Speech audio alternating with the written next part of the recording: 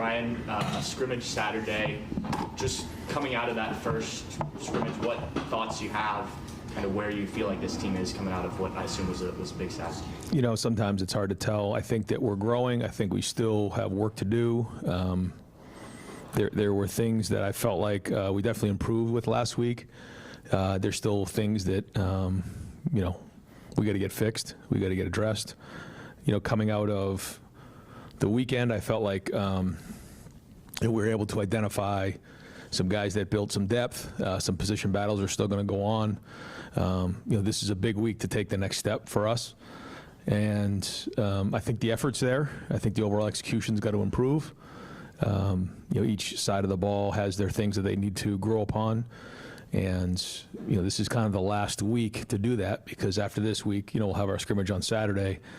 You know, and it's not just, you know, complete Texas from there on, but like it's getting close. So, you know, we're still in the middle of it. You know, there was a lot of positives, but obviously some things we got to, I guess the best way to put it is in the first 9 practices, we've got a lot done, but we've got a lot to do. Go fifth row to the right here, Cameron P. Robinson. Ryan, obviously, we would have rather had Edric the full time, but when you talked about those defensive tackles, you want to see more from them. What do you see from them in the scrimmage? Do you feel like that depth, or you're seeing more from them than you thought? Yeah, Edric's been out there, but he hasn't, you know, hasn't had a full camp. So I'm seeing some other guys step up, which has been great. But you know, that battle is still going on. It's you know, something that Coach Johnson is addressing every single day. They know how important it is to step up, and you know, I think we're finding some guys that we feel like we can win with.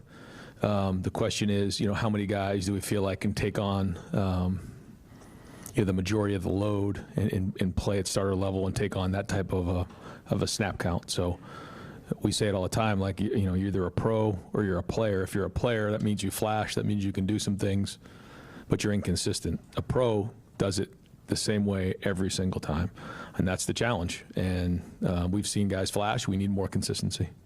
Go front and center, Dave Little. Ryan, in addition to leadership, we've talked about Julian's leadership and having to grow in that respect, and he has. In addition to that, where has he grown the most since last year, or maybe even since the spring? Decision making, you know, command of the huddle, timing, anticipating as opposed to reacting. You know, just I think overall, just you feel like when somebody has, you know, taken a certain amount of reps, you want to see the progression and improvement. I think we're seeing that. And you know, last year there were 5 quarterbacks, so those snaps, you know, got spread pretty thin. You know, now, you know, he and Lincoln are getting, you know, a lot of reps, and so they're improving. And that's, again, you talk about a pro or a player. You know, a pro remembers because he's done it before. A player is learning, and I think, you know, for him, he's starting to remember more because he's done a good job, you know, of getting mental reps too. Because, you know, he's getting those physical reps now. But last year there was so many mental reps where he had to sit in the back and watch Will and Dev. But, you know, this year he's getting the physical reps. But because he put those mental reps in on the front end, you're seeing growth, you know, from both guys. Over to the right, Adam King. Building off of that, how did they look last week? You called it moving week. Did you see any separation from the two guys? You know, there were positives on both ends. There were negatives on both ends. You know, I won't, you know, predict when we'll make this decision, but, you know, we're getting more and more information, you know, that we need to make a decision. You know, where it's at now, we'll let it continue to play out. We'll go back row, Dan Hope. Yeah, you mentioned last week Austin had been taking reps at left tackle. Yeah. A couple of players you talked to Philip Daniels this past week. Where are things kind of at right now on both sides of that offensive tackle? Yeah, you're seeing, you know, Ethan's playing tackle, moving to guard. You know, Tegra's playing guard, but, you know, he can bump out the tackle as well. You know, Austin, Phil, both playing tackle. You know, Luke is inside, Carson's inside, Josh Padilla's inside, Gabe Van Sickle's inside. You know, you're seeing Ian Moore play tackle. And so the idea of a primary and a secondary, I think, is going to really pay dividends down the road. But it's important as we get closer to this first game for guys to really dig in and get the majority of the snaps at where they're going to play. So, you know, we're seeing Austin, you know, take a lot of snaps at left tackle, and we're seeing Phil take a lot of snaps at right tackle. and Ethan is swinging and doing a good job. So, we'll see. Again, by this week, again, we'll have more and more snaps, more and more information, and go from there. You feel like Phillips kind of pushed ahead of Ethan at this point? We'll see this week. We'll see. Yeah, I mean, there's enough on film to lead us to believe that we can win with both guys. Who ends up starting, we'll see. Over here to the right, Dave Holmes. Oh, I didn't have my hand up, but I'll ask a question. Sure. So Ryan, as far as things, you mentioned that next week is you kind of last week before game week. I mean, what are the things that you have to settle up before you get into actual game prep mode? Well, I think what you're trying to do is you're trying to figure out what your identity is, but you're also, you don't call it a laboratory. There's probably like 15 to 20% laboratory of like, all right, can we do this? Are we able to, look at some different things? Yeah, we have a little bit of time to do that, but we also want to know what our identity is. We also get to get back to fundamentals because we know how important that's going to be in the first game. And so, by the time we get to next week, we're still working on fundamentals. We're still going good on good, but we're starting to really, dive into game plan stuff 2 weeks out. So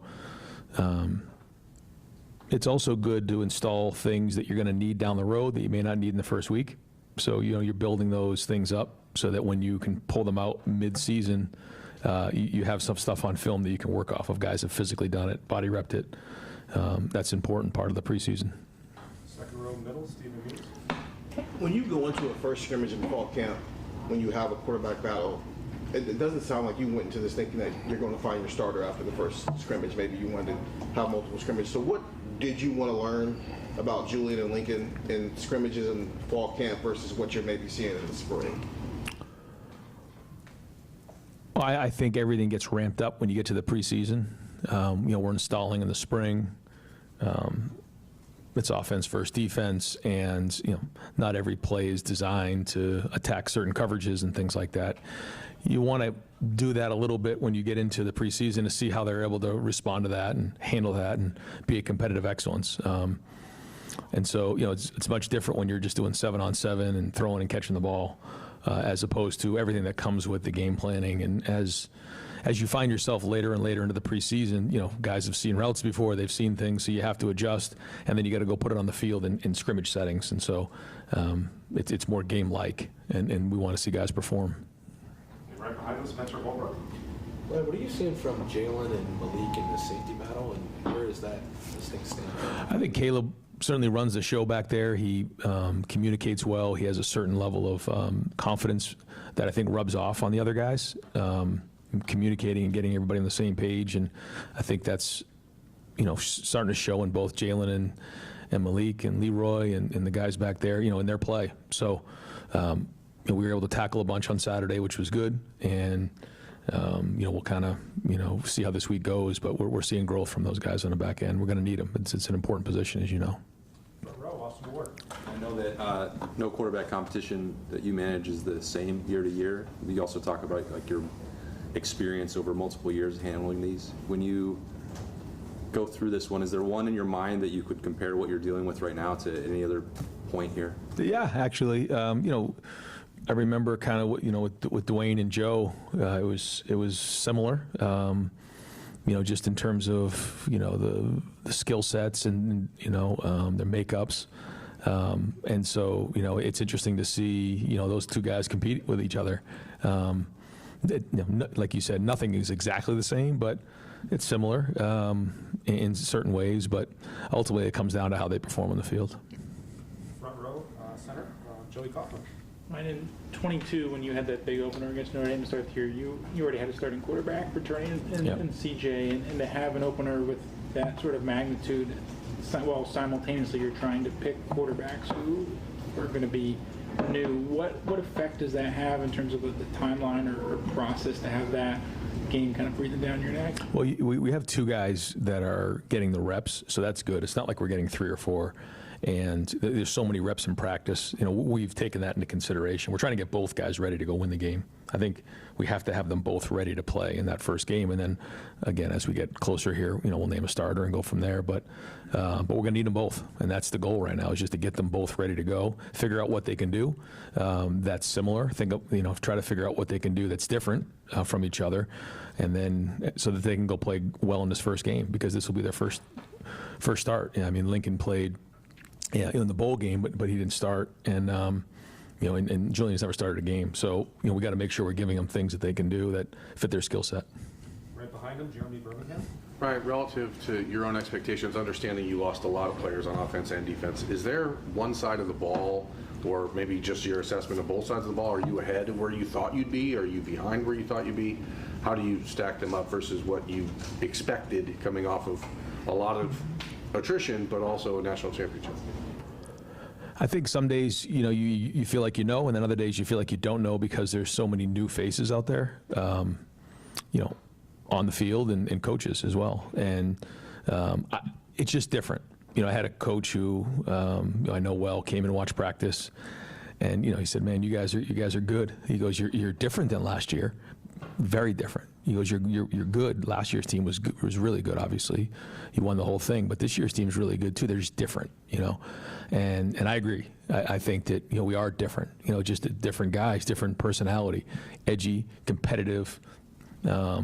But a lot of these guys haven't played a lot, so it's a different feel. It's a different personality, and so I think as we continue to forge our identities here on offense and defense, and then the first game will come and go, and then we'll identify what the issues are coming out of that game, which will give us some unbelievable feedback, and then we'll continue to build out throughout the season and build from there. So. Again, to answer your question, I think some days you feel like, okay, I have an idea what's going on here. If we're ahead or behind, I won't get into that. And then other days I'm not sure, because everything's so new. But I'll tell you, the guys are working. If you go out there and watch practice, everybody on that field is working. And there's a lot of energy out there at practice. Guys are competitive, and if that's the case, then we can work with that. Second row, Stefan. When you talk about kind of quarterbacks and trying to simulate experience, I guess, as best as you can, simulate real games, like how much does it help for Lincoln and Julian to have Carson Hinsman there, someone who has played a ton of games for you guys? Yeah, important. Yeah, it's important to have guys like Carnell and Jeremiah, to have guys like Carson, even Luke and Austin have played in games before. And I think coming out of the playoffs, there's got to be a lot of confidence for those guys who went into the biggest stage and most competitive environment there was, and performed well in one game. So anytime you have guys that have been around, Will Kazmarek's played football for us, and Bennett's played some, having guys around that have done it before, it's even Brandon Ennis didn't play a whole ton last year, but he's played. He made a huge catch in the national championship game. So anytime you have guys around that have done it before, it kind of gives everybody confidence, and then you just go do it. And like I try to tell these guys all the time, everybody had to do it for the first time. Everybody had that start, and you go. And sometimes you never feel like you're ready. You just got to go do it. And if you can do it consistently against the guys that were doing it every day in practice, you got to have confidence knowing you can do it against the opponent, because we have as good a player as anybody in the country. Right next door, Bill Landis. Right, you said last week that you felt like the offensive line is maybe in the best shape you've seen it since you've been here, just in terms of the number of guys you think can be able to play. Did you feel that way coming out of spring, or when did that realization start to hit you, and what are some of the markers of that, I guess, that make you feel that way? I think you need guys like Gabe, you need guys like Ian to really step up into that, that role of being able to play in games. And so, we are deep. The most important thing is that the 5 starting guys are executing at a high level and doing their job, But I do think the depth is strong, which is great. It's great for competition. But the guys who are the starters have to perform. And I think that's another thing that we've challenged this team with, is the starters and, the leaders. They have to take on the role of the starters, and they have to perform at a high level. They have to produce. No longer can you sit back and let the starter do all the work, and you come up and play 15, 20 plays a game and be the guy in the back. You have to, we've talked about this before, carry the water, man. You got to do all the work. You got to take on the burden of what it means to be a starter at Ohio State, and there's a lot that comes with that. I mean, you're expected to dominate at your position. So it's good to have depth, which I think we do have, and I think that's a good thing. The question is, like, how well are we going to perform, and how much are we going to dominate? and that's to be told. And so that's not just at that position, that's at every position. Right behind him, Dylan Davis. Report this week that you guys hired Josh Boyer. I guess just what went into that process, how much did Matt push for that, and will his role kind of be like Matt being up in the box, or Josh being up in the box, sorry, kind of beating into Matt, kind of like the admin? You know, we haven't really got into exactly what game day will be like, but actually, so Josh came in here in the spring. I knew Josh. Obviously, Matt worked with Josh and had a lot of respect for him as a coach, as a person. I think he's very, very intelligent. And actually, Josh is going to kind of help me a lot on offense in some of the things that he can do. So he's going to kind of go back and forth a little bit. We're going to kind of really iron out some of those things in terms of game day. But having somebody with his background can really help me on offense and identifying, what's going on the other side of the ball, with different structures. But he's also going to help Matt as well. Just a veteran guy that has a tremendous amount of experience, really intelligent, and I think he fits our culture. So fortunate that we can add him this late. Such a quality guy. Center, Tony Burdett. Ryan, back to the secondary. Last year we saw Jermaine eventually work himself into the rotation. Do you see what would it take? Are you seeing the possibilities of rotation at a safety or a corner this year? Well, just to talk about Jermaine, I just see so much growth in Jermaine in terms of maturity.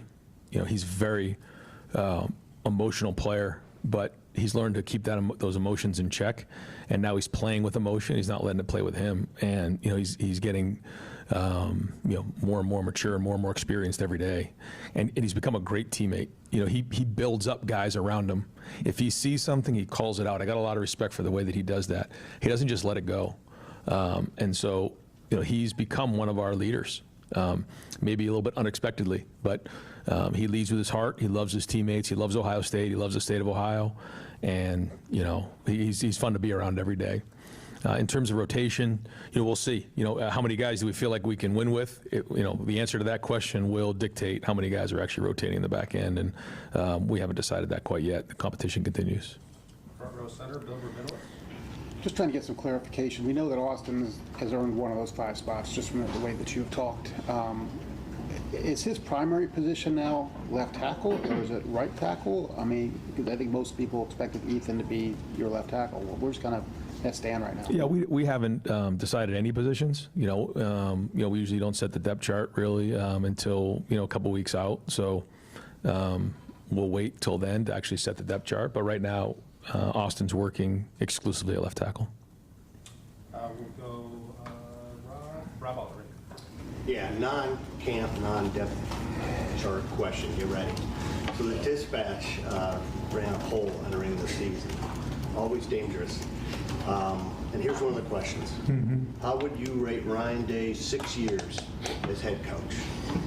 Excellent, 54.5%. Above average, 39.6. Average, 3.4. Below average, 1.3. Poor, 1.3. I don't know what you did to the 1.3. But Probably cut him off on 315 the other day. Knowing how fickle fans are, we won't go there too much. How does that make you feel to hear that 95% think that you're doing either excellent or above average when late last November you could flip those numbers? I think you just come to the realization when you're in this position, you just have to have thick skin. You can't worry about those types of things. You have to stand on the principles and values that you believe in. You know what the expectation is, and then you just go from there. And when it's all said and done, I've said this before, you have to win games, but winning games just allows us to continue to do what we love here. And we know what that expectation is. I know what that expectation is, and the responsibility of running a first-class program and doing things the right way, caring about people and winning championships. And that's it. I mean, that's the focus. And so every single day, that's my job and that's the coach's job to continue to drive this building to do that, so that when we all get together on Saturdays, in Ohio and throughout the country, we're proud of the Buckeyes. And it takes everybody. I've said that before. It takes everybody. It takes the red coats at the game.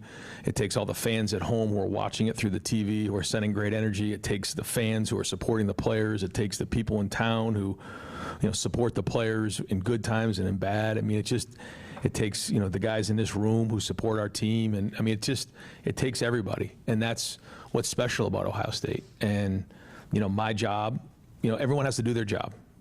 Everybody has to do their job on the field. The kicker's got to make the field goal. The defensive end's got to rush the passer. The quarterback's got to throw the ball. The kicker doesn't need to know how to block. You just got to kick balls. Everyone has to do their job. And, my job is to be the head coach and just drive it and keep pushing and make sure we take care of these young men. One of the things I think we lose focus on is that this game, we're still developing young men, and this game still has unbelievable lessons to learn from and grow from. And, the character of the guys in that locker room is something we take very, very serious. And I think that anybody who's around our players, who get a chance to interview our players, to get a chance to see them around town, know the type of people that we have and the expectation of holding themselves to a higher standard, because that's what it means to be a Buckeye. And so, my children really don't remember anywhere else. They remember moving to Ohio, and this is what they've known going on 9 years. And so, it's in our blood, and it's who we are. But are you sleeping better? No. No. If we didn't open up with Texas, maybe. But you want to take a deep breath. I mean, the first game is a monster right out of the gate. And, I'll just say this, we're excited about playing in that game. I know Buckeye Nation is fired up. It is going to be an unbelievable atmosphere. And I'm not going to get into it now because we're just under 3 weeks away, but we need the shoe rocking. Just like it was for the Indiana game, just the way it was for the Penn State game, a couple years ago. They can't get away with the clap. I mean, we got to bring it to put them on silent cadence. It's got to be the loudest it's ever been, and what an unbelievable atmosphere it's going to be. And so, we remind our players that, like, this game is here. You can't all of a sudden just get fired up the week of the game. Like, we're playing that game right now, every single moment. And so, even while I'm here, I got to get back and watch film because we got work to do. Time for two more quick ones. Steve Hellwagon and then Doug Memories. Yeah, Coach, we didn't get to attend Saturday. If I could just ask, were there 2 to 3 guys each side of the ball who you were happy with how they graded out? Just, I don't know, you don't want to leave anybody out, right, but just, were there anybody who just, you thought really made a good step on Saturday? We did a champions meeting, so we called some guys out. Some guys graded out champions, other guys didn't. There's a lot that goes into that first scrimmage, and it's hard to make a ton of evaluations out of the scrimmage. And again, like you said, if I said one person, then somebody else is gonna feel slighted. So I try not to do that. I apologize, and I know you're looking for some names right now, but we'll get there. We'll get to the depth chart hopefully here by the end of the week, and have an idea who those guys are that are stepping up and playing well. And we'll wrap it up with Doug Memories.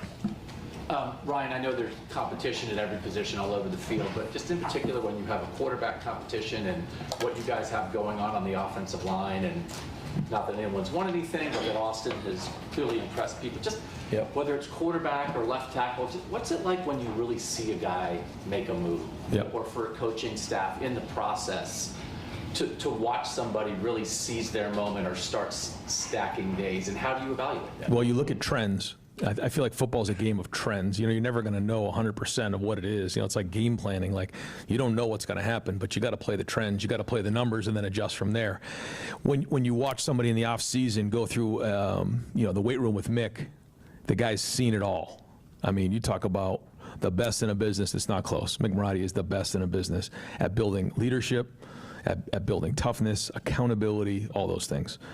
And when he stamps them, when he's an Iron Buckeye, you got a chance. I mean, Jeremiah Smith was the first freshman, I think, ever to be an Iron Buckeye. He was one. What happened, right? Austin Saraville becomes an Iron Buckeye. Look what's happening. So for us, the backbone of our program is what happens in the offseason in that weight room. That is our chopping wood and carrying water in the weight room. And so when you start to see that happen, you can almost predict what's going to come next. Have there been guys who have done really well, been gold and Iron Buckeyes that haven't played a lot? Yeah, but not many.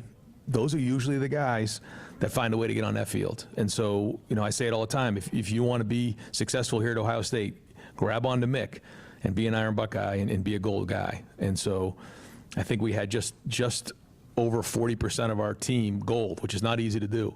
I think last year we were right around 43. I think this year we're right there too, and that's a good sign. So, you're starting to see some of those guys separate who put all that work in the offseason.